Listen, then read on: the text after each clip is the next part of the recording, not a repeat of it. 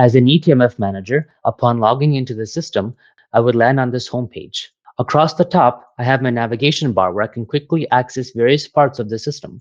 For example, the Accounts tab stores all of my business entities I work with.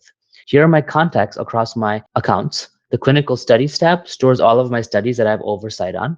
Here are my sites, so on and so forth. Up here in the center is a global search where I can quickly look for something in the system, whether it's a document, task, or a specific report.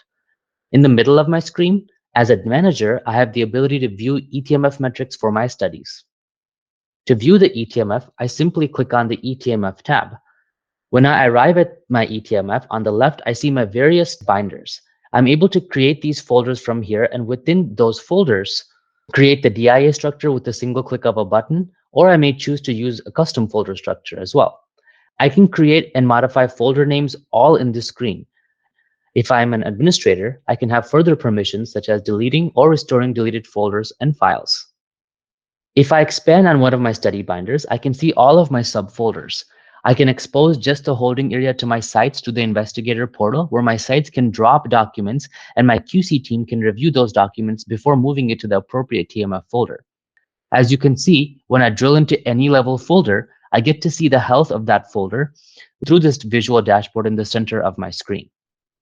I also have the option to view my folders in a list or column view. I can toggle to list or move it to column.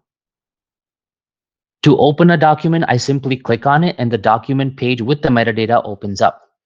I can see the document on the left side where I enter the metadata on the right side, which is user-friendly, so I don't have to switch screens, ultimately decreasing the chance of metadata entry errors. From here, I can also route this document through a defined approval process, view the approval history, and even the metadata audit trail. Also, at the end of the study, I can archive my documents by simply choosing which level I want to export, click on the 3 dots, and download the entire folder content for archival.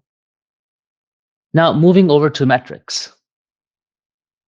I can view useful reports that tell me which documents have missing metadata across all of my studies, which documents are expiring across all of my studies.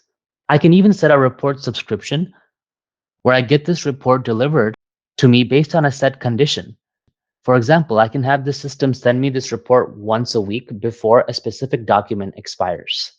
Lastly, I can view a colorful dashboard which provides me insight on the health of my eTMF across my studies.